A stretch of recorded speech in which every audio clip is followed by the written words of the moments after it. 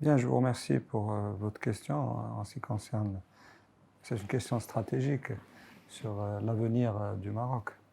Je crois qu'il faut rappeler une chose essentielle. C'est d'abord la vision de Sa Majesté le Roi pour notre pays. C'est une vision clairvoyante, une vision claire et qui nous projette sur les 30 prochaines années. Si nous avons eu pendant des années, c'est-à-dire au début des années 90, début des années 90, des moments difficiles auxquels nous avons pu faire face sur le plan économique, parfois il a été reproché qu'il y avait quelque chose, une brique qui manquait dans cette construction. Et justement, cette brique, c'est la brique sociale, ou c'est, je dirais, tout l'aspect social qui est fondamental.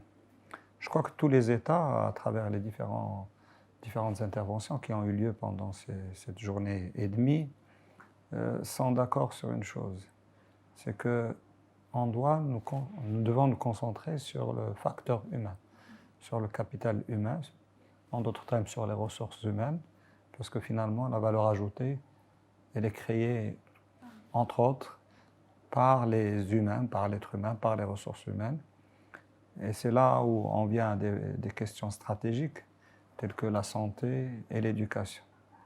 Donc un capital humain qui est formé dès le début de la vie, c'est-à-dire au niveau des crèches, au niveau du préscolaire, au niveau du primaire, du secondaire et de l'universitaire, va nous permettre de former ces décideurs sur le plan économique et politique qui pourront tirer le Maroc vers des horizons plus sereins, plus stables.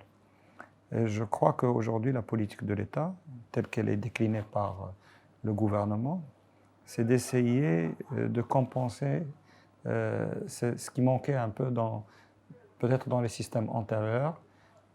Bon, le social n'a pas été carrément oublié dans les anciens programmes, mais là c'est une insistance sur le social, dire une priorisation du social. Et c'est ce qui va permettre de gagner quelques points de croissance. Vous avez suivi un peu tout le projet qui a été décliné au niveau du rapport sur le nouveau modèle de développement et en même temps quelques rapports ici et là du Conseil économique et social. Tout le monde s'accorde que le Maroc a besoin d'avoir de la croissance qui va permettre de générer plus de moyens pour satisfaire une population, nos concitoyens. Et ces points de croissance se fondent sur l'innovation, sur la recherche, sur la conceptualisation.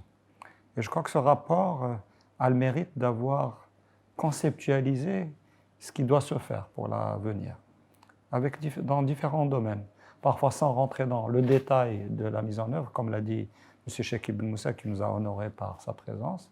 Mais en tout cas, il a donné les grandes tendances de ce qu'il faudrait faire. Mais comme vous le savez, les politiques publiques ont nécessairement besoin de finances publiques saines. On peut comprendre que pendant les crises, et on l'a vu, c'est l'État qui a été appelé pour soutenir les ménages, les citoyens et les entreprises. Et ça a été fait grâce à ce fonds qui a été créé sur instruction de Sa Majesté le Roi, que Dieu l'assiste.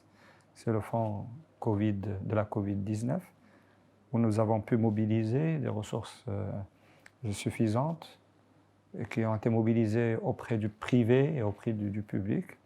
Et nous avons permis à notre population d'abord d'être soutenue économiquement, socialement et d'être vaccinée. Donc vous voyez que les finances publiques restent quand même le cœur pour la mise en œuvre de ces politiques publiques. Et bien entendu, quand on voit un peu les interventions d'hier avec Jacques Delarosière, ancien directeur général du Fonds monétaire et gouverneur de la Banque de France, et également les intervenants d'aujourd'hui avec leur diversité, avec des éclairages qui sont un peu croisés, nous remarquons que tout le monde pose la question de la croissance, qui a été développé par nos chercheurs, par les participants, mais également il pose la question de la dette qui est un sujet aujourd'hui majeur. Et ce qui ressort de ces différentes interventions, que la dette, elle a permis de faire un peu ce passage difficile, mais il faut qu'elle retrouve un ratio raisonnable qui ne va pas pénaliser la croissance de demain, qui ne va pas pénaliser l'économie de demain, ni la société de demain. Alors, on insiste, et on l'a vu, Mme Zaboul, le directeur, Mme Fouzia Zaboul, directeur du Trésor et des Finances extérieures, a insisté sur une question, ou plutôt sur un sujet fondamental, c'est si on s'endette, c'est pour l'investissement, mais il faut que ça soit un investissement productif. Et d'ailleurs, elle a dit, il faudrait peut-être même l'inscrire dans la loi organique des finances. Dans la loi organique des finances, il est dit que la dette sert à l'investissement, mais elle voudrait rajouter un plus en disant de l'investissement productif. Et c'est là où on revient à la programmation budgétaire, et surtout la programmation budgétaire annuelle, c'est-à-dire comment programmer utilement les ressources qui sont plus ou moins rares pour répondre à la demande sociale.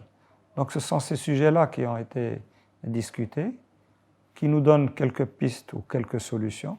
C'est que d'un côté, il est nécessaire de bien maîtriser la gestion de la dette et essayer à moyen terme de la réduire, même si c'est quand même des montants importants. Et de l'autre côté, voir quels sont les financements, j'allais dire classiques ou les fondamentaux, tels que, comme vous le savez, 90% des recettes de l'État proviennent des recettes fiscales et douanières. Donc comment renforcer cette fiscalité au sens large et aussi dans un environnement qui change, un environnement en mutation, un environnement numérique. Ce environnement numérique, qu'est-ce qu'il fait? Il fait qu'il y ait un déplacement des assiettes fiscales. Parce que les géants de l'informatique, comme l'ont expliqué un certain nombre d'intervenants, je pense à Mme Mahat Shraibi cet après-midi, elle nous a bien montré comme quoi aujourd'hui nous sommes des consommateurs, et surtout dans les pays en développement, et que les assiettes fiscales sont mobilisées dans les autres pays qui sont producteurs, qui vendent du service. Et les dernières réunions, surtout la dernière réunion du 8 octobre 2021, dans le cadre des pays qui sont signataires d'une convention, pour essayer de trouver un équilibre dans la taxation un peu de cette économie numérique. Donc ce sont ces challenges-là sur lesquels nous essayons de donner des réponses et essayer de voir qu'est-ce que font les autres pays, comment le Maroc peut faire face. Et l'objectif, et ça c'est un point fondamental sur lequel est revenue Mme Zaboul, c'est de dire aujourd'hui, même si la dette elle a augmenté, les bailleurs de fonds nous font confiance. Et ils nous font confiance principalement pour une donnée centrale. C'est la stabilité politique du Maroc.